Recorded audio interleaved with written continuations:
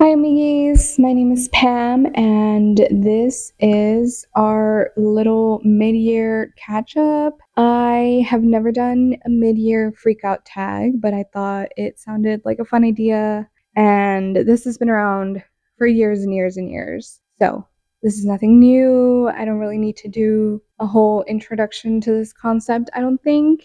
We're just gonna talk about some of the books that I read in 2024. 2024, oh god. 2025.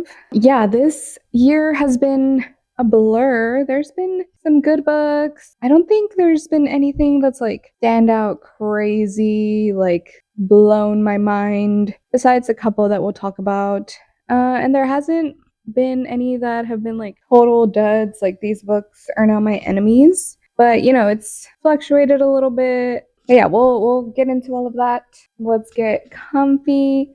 And I was watching Cat Lit with Cat, her mid-year freakout tag video, and she started her video out with some stats, which I thought was fun, and I wanted to check out and start mine with that as well. I can't commit to a single app, so I'm like tracking my books on every app possible right now. It is a little bit annoying, and sometimes I forget about one app over the other, but I am using Goodreads still because I don't know, I just find it because it's the most popular app still. It has the most amount of reviews on there. It has the most amount of books and editions, and like the ratings on there are just a little more all encompassing. So when I'm trying to figure out like what I want to read next, or like if a book is worth my time, or just find out about new books in general, I feel like Goodreads is sometimes the best resource for that. And then also just because of how popular it is, I feel like I have the most connections on there, and I just like to see what my friends are reading and see what they think about certain books and things like that. So I still have it for that reason.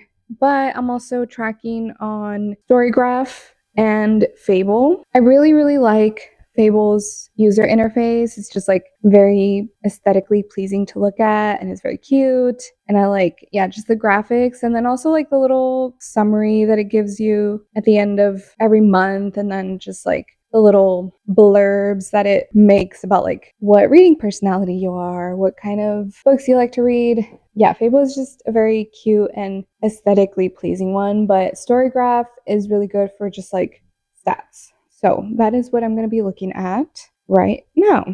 So I have read 40 books as of today, and today is like we're nearing late June. Average time to finish has been 9 days, which feels correct. A little more than a week. I'm kind of a slow reader. My top moods are emotional, reflective, dark, informative, and emotional and reflective are kind of like the two big slices of this pie, which I feel like makes sense. I feel like most books are those things, emotional and reflective. Like that's kind of what you have to be to make a book engaging and meaningful. So I'm not surprised by that. Dark is like typical for me. Informative is like I've been trying to read more nonfiction this year, so I guess that makes sense. And I'm proud of informative being one of my top moods. 70% of the books have been medium paced. 55% are in the 300 to 500 page range. Less than 300 has a significant portion as well, with 40%. And then 500 plus, I only have 5%. Yeah, only 2 of the books that I've read this year are more than 500 pages. 72%, which is 28 books, have been fiction, and then 28%, which is 11 books, have been nonfiction so far. I had a strong start at the beginning of the year with nonfiction reads, and then it's kind of dwindled out a little bit. I think it also has to do with like just an overwhelm and like over consumption of news, and just like with the inauguration happening, and then all the things that have been happening just like politically and socially in real life, I think my tolerance for it has just diminished a little bit. Like I, consume a lot of news, and sometimes it's like I need an escape when I'm reading, but I have like a nonfiction challenge that I'm participating in. Yeah, just like wanting to stay engaged and informed and active. So I'm still trying to stay consistent with that. And one of my loose reading goals as well for this year was to just increase my ratio from last year. I think I ended last year with like 75%, 25%, 75% fiction, 25% nonfiction, so like 1 in 4. So this year I want to increase that ratio, and I think we're doing a good job right now. So yeah, I just want to keep that up and not fall back on just reading for escapism. My top genres are literary at number 1, contemporary at number 2, which I feel like those tend to overlap most of the time, and then not so closely followed by fantasy, romance, LGBTQIA+. Those are my top 5 genres right now. Like LGBTQIA+, like, is that really a genre? I feel like a lot of the books that fall within genre reading just happen to be LGBTQIA, but that's just one of the defined genres on Storygraph, so we'll go with that. Okay, as far as format, audiobook is beating out physical books this year by quite a bit. I have 57% audiobook. Last year, I think I ended at like pretty much exactly 50-50. This year, my physical reading has been a little bit more of a struggle. I mean, I think 57 is not like a huge ratio, but yeah, 23 of the 40 books that I've read this year have been audiobooks. So yeah, it's not crazy, but I just have a feeling that like that trend is probably going to continue. I just have more time to listen to audiobooks because I can multitask and things like that. So that's probably going to continue, and I feel like these ratios will hold. The next category is languages, and 95% of the books have been English, and then 5% have been Spanish. So that means that 2 of the books that I've read have been in Spanish. I don't really have any like concrete goals for this. I just want to continue reading in Spanish if a book is written in Spanish originally. That's kind of like the only goal I have around that. The last category is most read authors, and I only have one author that I've read multiple books from this year, and that's Emily Austen. So she is my most read author this year with 2 books. Oh, and my average rating is 3.98. So I'm a pretty generous reader, I think, for the most part, and I know what I like, so that makes sense. So yeah, those are my reading stats. 40 books, not a bad showing for this half of the year. So yeah, let's just get into the actual tag questions, and we're gonna start with, what is the best book you've read this year so far? So I've got a couple of books that like instantly come to mind, and like trying to choose between these is a little hard. They're very different. But the first one I'm thinking of is The Poppy War. This book was so good. I knew it was going to be. I've read other R.F. Kuang books. She's like one of my favorite writers. I had high hopes, and they were exceeded by this book. It was, I guess, in a lot of ways, like I was expecting what it brought, but it also like shocked me in some ways, in like a positive way. I really, really liked that book, but there were like a couple of things that I didn't love. Like I think I ended up giving it like a 4.75 and not perfect 5 stars, but because of its impact, it's just like at the top of my mind when thinking about the best books that I've read this year. And then the other book that instantly comes to mind is Beautyland by Marie-Helene Bertino.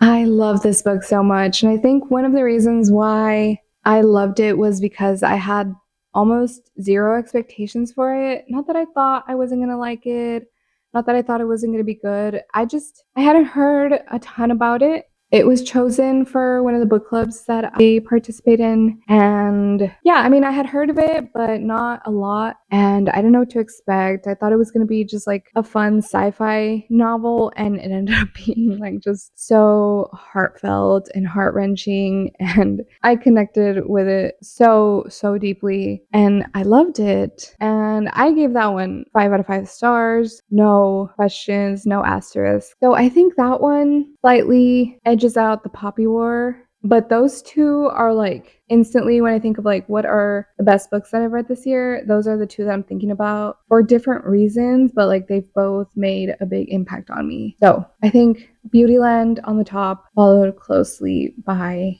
The Poppy War. And And I'm not going to be going over like plot synopsis or anything like that because I think that could get really yappy and rambling, and I don't want to be here all day. I don't want to bore y'all, but I have made recap videos for every month this year so far. So if you want to hear like more in-depth thoughts on any of the books that I mentioned during this video, you can check those out. Question number 2 is, what has been your favorite sequel of the first half of the year? And I'll be honest, I haven't read a ton of sequels. I'm kind of notoriously bad for not finishing series, both in writing and then also just like I'm really bad at finishing series, like television series, watching part 2s of movies and things like that, TV show, whatever. I like things that are like wrapped up neatly in one installment, but there are a few that I've read. I read Legendary, which is a sequel for Caraval by Stephanie Garber. I wouldn't say that's a favorite by any stretch of the imagination. What else? What other sequels have I read? Okay, if a prequel was allowed to be an answer for this question, I would say Sunrise on the Reaping is probably the best like follow-up book to a series that I've read this year. I don't know if that's kind of cheating because it's a prequel, but whatever, like it's, you know, a part of a universe, part of a series. I would say that's probably the best one. But if I had to go like with a strict sequel, clearly number 2 to a number 1, I just finished reading A Prayer for the Crown Shy by Becky Chambers, and that was a sequel to Song for the Wild Built, which I read last year. It's a novella. It's really short, very sweet. I loved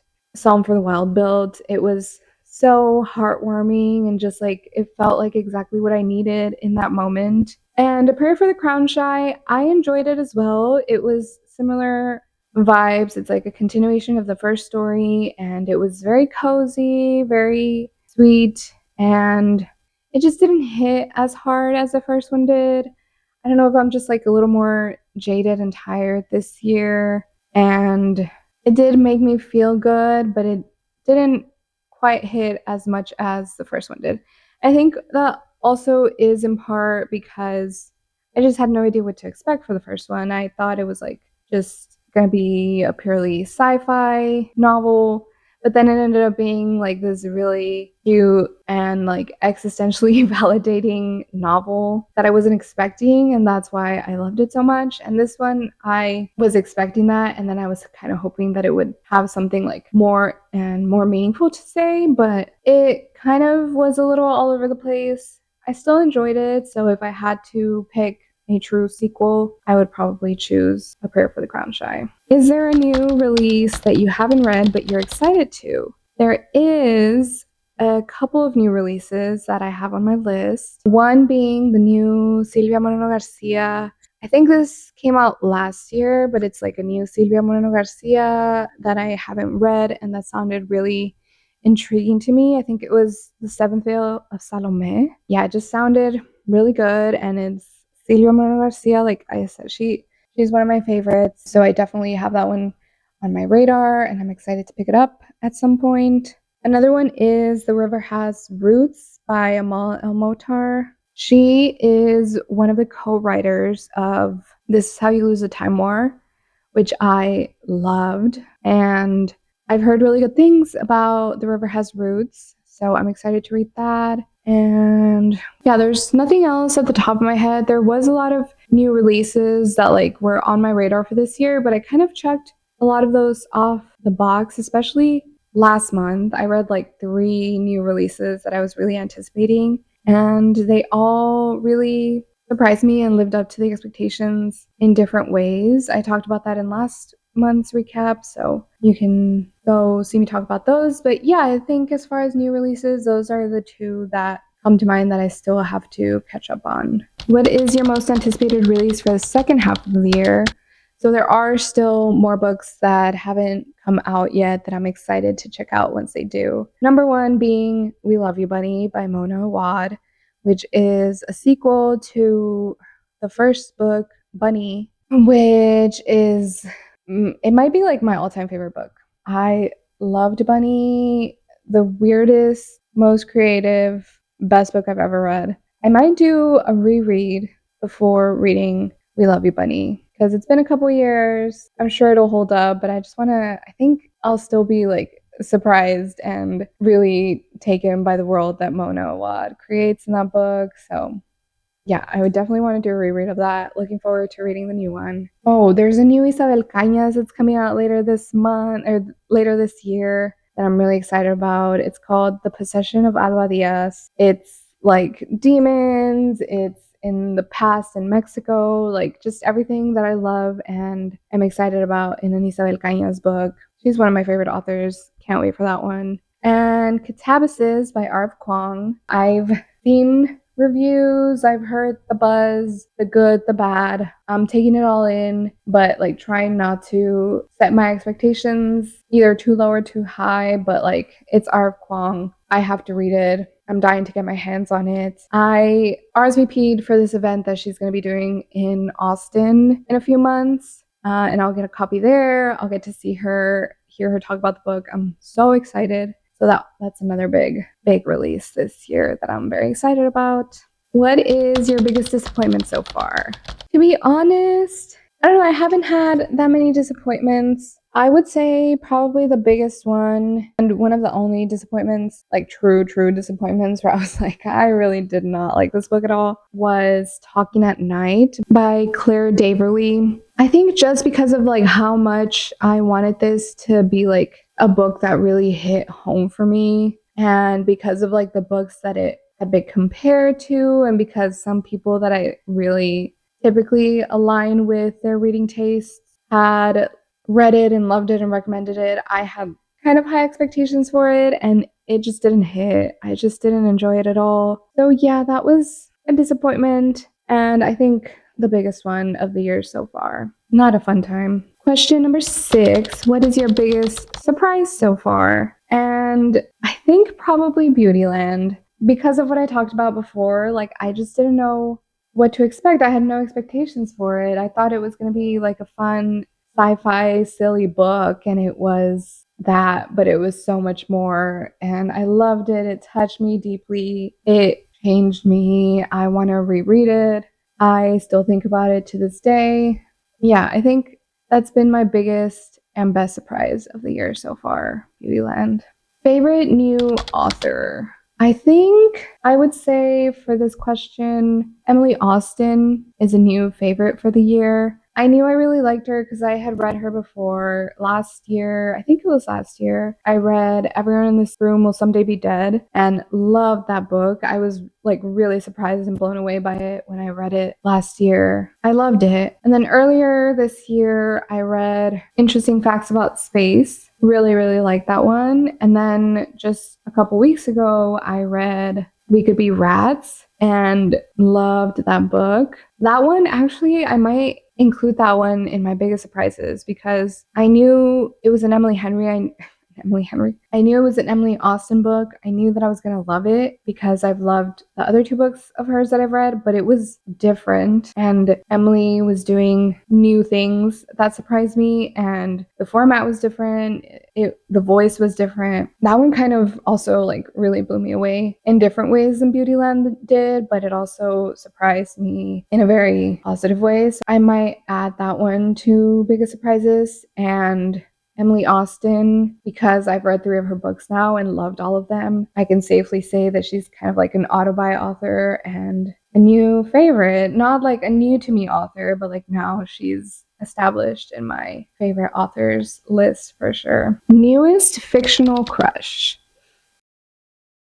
Honestly, like, maybe this is boring, maybe I'm old, but like, I don't know, I just don't really get fictional crushes anymore. And yeah, like the love interests this year have not been giving. If I had to choose, I would say maybe the character that I was like most enamored by in all the books that I've read this year was Alice from Great Big Beautiful Life by Emily Henry. She was a really cool protagonist, and like I kind of had a crush on her. It might have been because, okay, I don't like have fictional crushes all that much anymore, but like kind of a guilty pleasure thing that I do sometimes is like I make mood boards I was gonna say in my head, but also like literally physically on Pinterest. And I like fan cast people for books that I really love. I tend to do this a lot I've done this for every Emily Henry. Those mood boards will not see the light of day. They're for my personal guilty viewing only. But I will tell you that the person that I fan casted for Alice in Great Big Beautiful Life was Ayo Edebiri, which is not, it doesn't make sense because she's very clearly like written to be like a white redheaded girl. But I don't know, her personality and like she was just exuding Io energy to me, and I was like, I just want her to be Io. In my head, she's Io. So maybe that's why I'm thinking of her as my fictional crush, because I have a real life crush on Io Debris. But yeah, she was just like a really cute, fun, well developed character that wasn't like a self insert for me because she's nothing like me. But it was like somebody that I would be very like drawn to. So that's probably my fictional crush for the year. Newest favorite character, I would say probably Adina from Beautyland. What can I say about Adina? She was just so cute and lovable, but also like flawed and complex, and I really identified with her. And yeah, this whole video is basically just about how much I loved Beautyland, and I loved Adina. She's probably my favorite character this year. My battery is about to die. Can I finish this video? A book that made you cry. Well, again, Beautyland, definitely cried a lot reading that book. And it was an audiobook listen. I feel like audiobooks, it takes more for an audiobook to make me cry than a physical book for some reason, but definitely cried during Beautyland. And then most recently, I was like quietly sobbing throughout a large portion of We Could Be Rats, a very, very sad read. A very good one, but I did cry quite a bit. A book that made you happy, just because it's like pretty fresh on my mind, and it's like clearly just like a very nice, happy, heartwarming book. I would say Prayer for the Crown Shy. Like I said, I didn't love it as much as I loved A Song for the Wild Built, but it was still like a very nice, uplifting, feel-good book. So definitely succeeded in making me feel good, making me happy. Most beautiful book cover. Okay, I have a couple. Number one, I would say this special edition of Emily Henry's Beach Read, which is still my number one Emily Henry book. So I got the special edition. I don't know if I'll get every special edition because it seems like she's going to be releasing one for each of her books. And like, I don't know if I'm going to be doing all that, but this one is my favorite, so I had to get this one. It has nice frayed edges of like a beach or like a sunset. Actually, it might just be colors, but it's giving like sunset on the beach. And then, oh no, yeah, it is the beach. And then on the front, it says, I feel overwhelmed that you exist. One of the quotes from the book. And it's just like this very lovely, like butter yellow. And then the sprayed edges extend to the covers. Yeah, so it is a beach sunset and it's beautiful and I love it. And then the other very beautiful book that I bought this year is The Poppy War. I already kind of showed it off when I talked about The Poppy War in my monthly recap, but just let's appreciate it again. Beautiful artwork, beautiful cover that extends to the back. Very cool flame sprayed edges. And then on the inside, it has a beautiful front and back cover. And then each chapter has these gorgeous illustrations. Yeah, this is just by far the most beautiful book that I own and definitely the most beautiful book of the year. Okay, last question. What books do you want to read by the end of the year? So I think definitely the couple that I talked about as like anticipated releases, I'll probably read those this year because I'm very excited about them. And then okay, I had made a list of books. It was like 20 books that I want to read this year. I went back to it a couple days ago and the list isn't looking so hot. I think I've read 2 of the 20 that I had listed, which I never shared publicly because I was like, that's too much pressure. I probably won't read all of these. I don't want to be held accountable. But yeah, I've only read 2 of those. But the ones that I really, really want to and need to read this year are, first off, Six of Crows.